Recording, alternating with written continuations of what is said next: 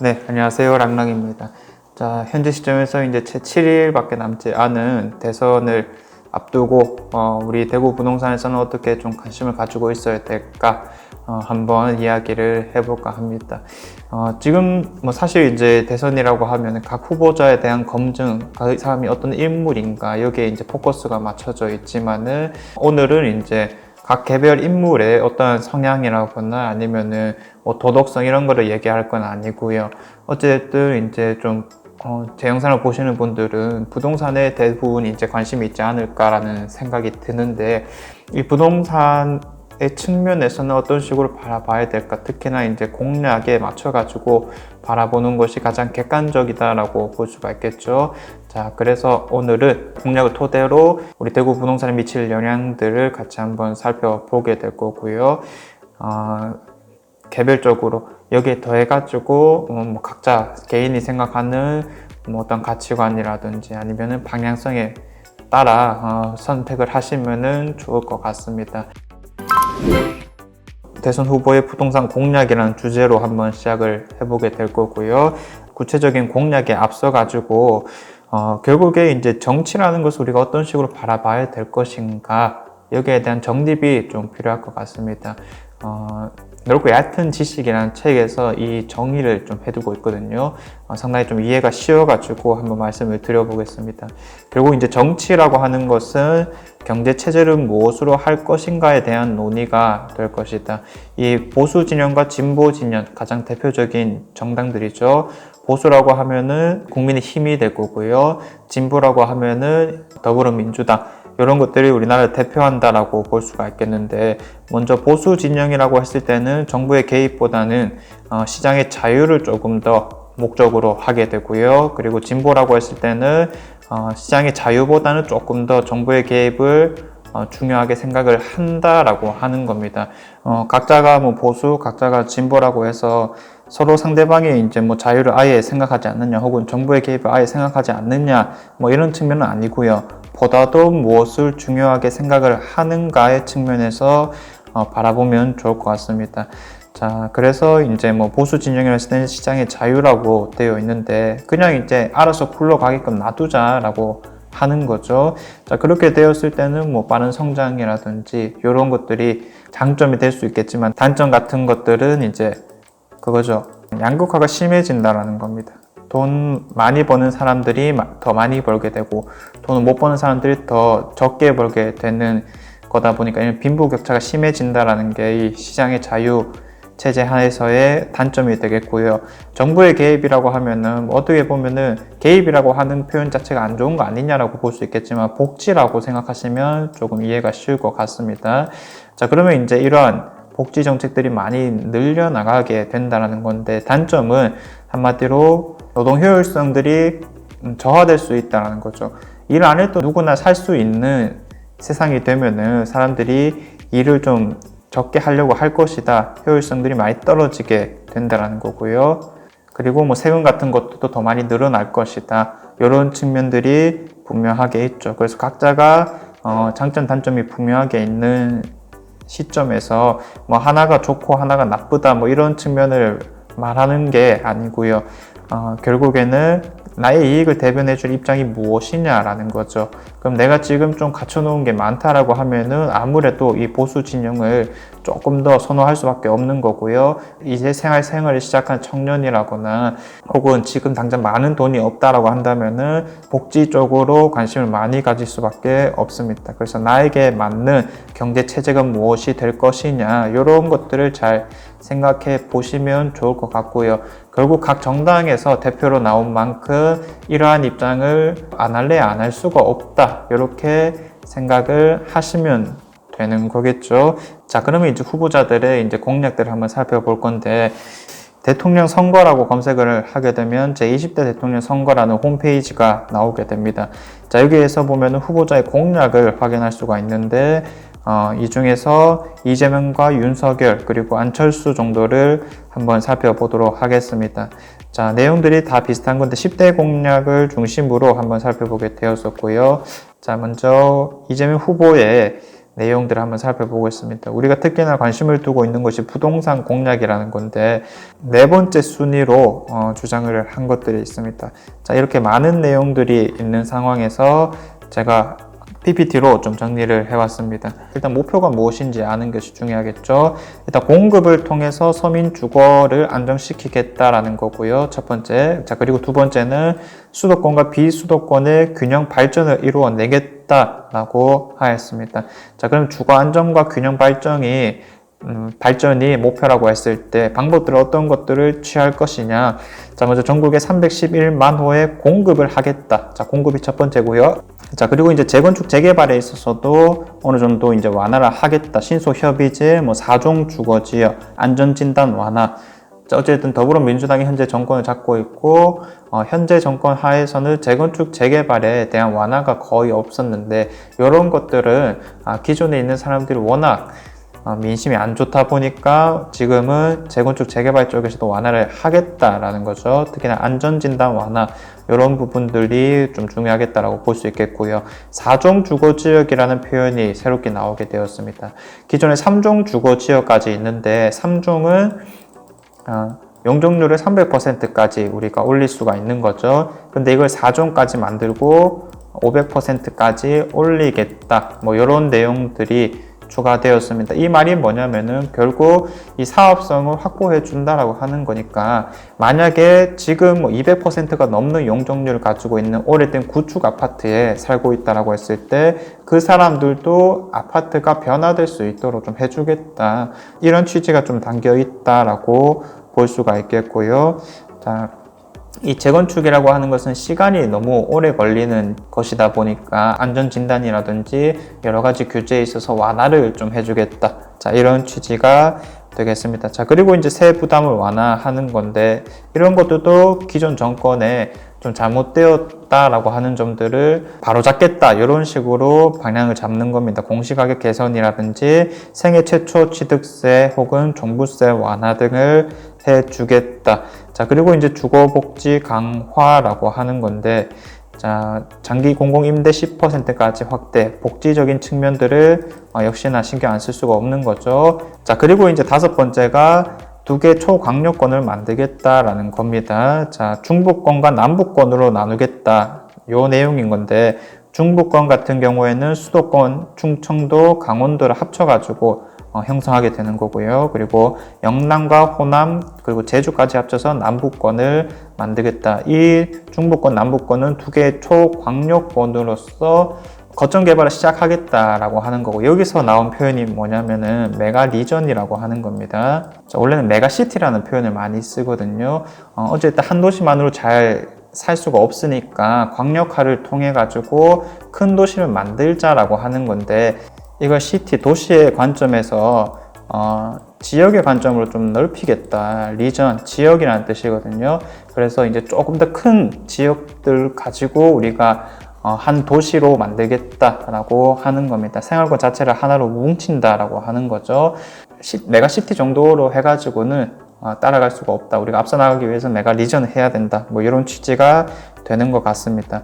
자, 그래서 이제 좀 눈에 띄는 거라면 결국에는 기존에 있는 것들 좀 완화하고 그리고 기존에 진행되고 있는 것들 조금 더 어떻게 구체적으로 할까의 측면이다 보니까 4중 주거지역이라든지 아니면은 2개의 초강력권 이런 표현들이 좀 기존에 보지 못했다 하나의 방향성이다라고 볼 수가 있겠습니다. 자, 그리고 윤석열 후보 같은 경우에는 자, 10대 공약을 살펴봤을 때 세 번째 공약 순위로 250만 원 이상 공급을 하겠다라는 내용이 있는데 사실 이제 공급에 관한 것들 빼고는 구체적인 부동산 계획은 조금 적었었습니다. 아마도 요거 초창기에 제출을 할 때에는 부동산 관련된 공약들이 구체적이지 않았다라고 보여지는 거고요. 먼저 요것들을 살펴본 다음에 현재 시점에서 어떤 것들을 더 얘기했는지 같이 한번 살펴보겠습니다.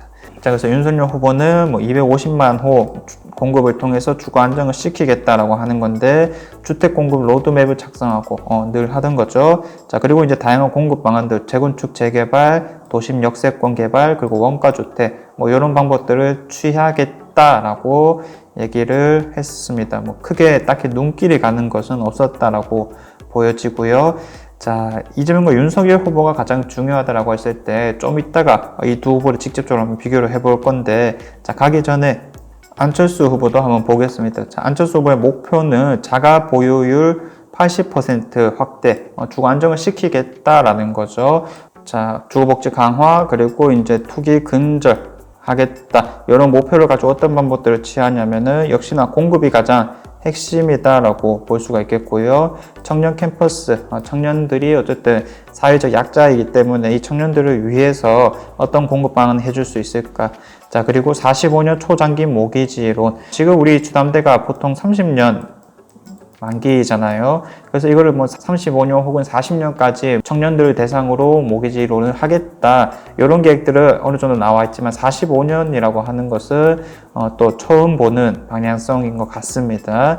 자, 그리고 이제 재건축, 재개발, 리모델링 제도 완화 이런 내용들은 다 있었던 내용이었었고요. 세금 완화도 시키겠다.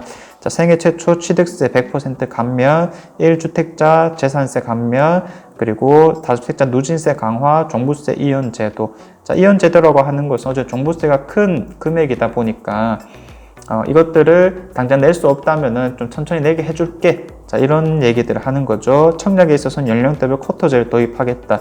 자, 이런 구체적인 방법들이 있었는데 가장 좀 당선이 확실한 두 후보들의 공약들을 직접적으로 비교를 해보자면, 처음에 10대 공약을 통해서 보더라도 이게 좀 차별을 두었었다라고 볼 수가 있는데, 이게 이제 막바지에 다가오면서 주장하는 얘기들이 거의 비슷해졌다라고 보시면 되겠습니다. 정말로 거의 비슷해졌거든요. 먼저 공급이 가장 대표적이다라고 했을 때 이재명 후보는 311만 가구를 공급하겠다라고 했었고요. 자, 그리고 윤석열 후보는 250만 가구를 공급하겠다 라고 하는 거였습니다. 자, 그럼 똑같이 공급을 한다라고 했을 때 어떤 차이점들이 있느냐, 앞서서 봤던 어떠한 경제체제 형태를 좀 선호하는가라는 거였죠. 결국 이제 더불어민주당 같은 경우에는 복지를 조금 더 신경 쓸 수밖에 없는 그런 제스처를 취하게 될 거고요. 국민의힘 같은 경우에는 그래도 자유경제 체제를 조금 더 우선하는 정책들이 나오게 될 건데, 민간을 통해서 이 공급을 하겠느냐, 그리고 여러 가지 정부 주도 사업으로 개발을 하겠느냐, 이런 디테일한 차이들이 있다라고 보시면 되겠습니다. 자, 그리고 뭐 일기 신도시 재건축이라든지 리모델링 이런 것들은 두 후보 다 비슷하게 얘기를 한 것이고요. 자, 그리고 LTV들도 완화를 하겠다. 현재 시점에서는 뭐 60% 수준 혹은 70% 수준까지 받을 수 있는 것을 이제 80%까지 완화시키겠다. 자, 그리고 이제 이재명 후보 같은 경우에도 어쨌든 한 90% 수준을 완화시키겠다. 대출 완화 정책들이 분명하게 있었고요. 이 공급의 측면에서는 디테일한 차이가 있을 뿐이지 방향성은 거의 비슷하다라고 볼 수가 있겠습니다. 특히나 이런 공급을 할 때 정비사업 규제가 상당히 중요하게 되는 건데, 쉽게 말해서 재건축, 재개발이 되는 거죠. 자, 두 곳 모두 다 이제 안전진단을 좀 개선을 하겠다. 이런 얘기들을 했습니다. 어쨌든 이 재건축이란 것이 안전진단을 통과하느냐 여부가 어쨌든 시작이 되는 부분이다 보니까 이 시작을 빠르게 진행할 수 있는가, 이게 가장 중요한 거겠죠. 자, 그리고 이제 아까 말씀드렸던 4종 주거지역 이런 얘기가 있고요. 윤석열 후보도 그 이후에 연종률을 상향시키겠다. 역세권 주변으로 해서, 자, 이런 얘기가 나왔습니다. 사실 뭐 거의 비슷한 얘기라고 볼 수가 있는 거겠죠. 자, 그리고 조금 더 복지를 생각하다 보니까 공공재개발을 활성화시키겠다. 이런 얘기들도 있는 거고요. 자, 부동산 세제를 정상화시키겠다. 자, 현재로서는 결국 이제 부동산 세금이라고 하는 것은 주택을 딱 한 채만 가져라, 두 채 이상 가지면은 이제 징벌적으로 우리가 세금을 많이 거두겠다, 이러한 의미가 내포되어 있는 거다 보니까 여기에 대해서 불만을 가진 사람들이 상당히 많았었죠. 자, 그래서 이런 것들을 좀 정상화시키겠다라고 하는 얘기들이 있는 겁니다. 자, 지금 현재 다주택자 양도세 중과되고 있는 부분들이 중요한 시점에서 두 후보 모두 다 이제 이러한 기존의 제도를 좀 변화시키겠다라고 하는 입장이지만 역시나 조금의 디테일한 차이가 있었거든요. 이재명 후보는 한시적으로 감면을 기간적으로 이 감면되는 수준을 좀 다르게 하겠다라는 거고요. 윤석열 후보는 이 중과를 그냥 아예 통으로 2년간 배제하겠다. 뭐 이런 내용들이 있습니다. 역시나 무엇을 조금 더 중시하는지에 따라서 디테일의 차이가 분명하게 있구나라고 이해를 하시면 되겠습니다. 자, 그리고 우리 대구 부동산의 입장에서는 국가 균형 개발 이런 부분들이 가장 중요할 수밖에 없는 거겠죠. 자, 불경 메가시티 계획. 자, 요거 이제 아까 전에 말했던 남북권 뭐 이런 표현들이 될 수가 있는 거고요. 역시나 이제 불경, GTX 등 확충해 클러스터화를 하겠다. 자, 이렇게 표현을 한 상태입니다. 두 후보나 모두 이제 새만금이라는 표현을 또 쓰긴 했었는데, 새만금 관련해서도 그쪽 일대가 또 많이 개발이 될 수 있겠구나 이렇게 생각하시면 되겠습니다. 자, 그래서 이러한 얘기들을 쭉 봤을 때 결국 이제 내용들이 너무 비슷하거나 디테일한 차이가 있을 뿐, 자, 그런 것들을 충분히 느끼실 수가 있을 건데, 공통적으로 말하는 것은 공급을 확대하겠다라는 거고요. 그리고 부동산 세금 및 여러 가지 규제들을 완화시키겠다. 결국 이제 이런 것들 완화해가지고 공급 확대하고 또 이제 주거 안정을 이루어내겠다. 자, 이런 취지가 되는 거겠죠. 한계들이 분명하게 있습니다.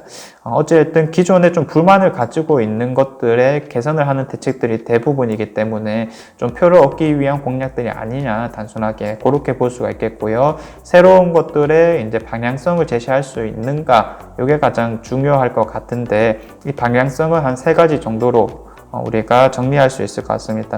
자, 어쨌든 거점 개발이라고 하는 거죠. 지금 광역시 중심으로 개발 계획들이 나오고 있고 그곳들의 가장 중심되는 사업들을 이어보겠다. 특히나 뭐 메가시티 그리고 메가리전 이런 표현들이 나오고 있으니까 우리 입장에서는 어떻게 좀 진행이 될까 충분히 예상을 좀 해볼 수가 있고요. 이게 가장 중요하다라고 볼 수밖에 없습니다. 자, 그리고 이제 그 안에서도 용적률이 완화가 될 거다라고 하는 겁니다.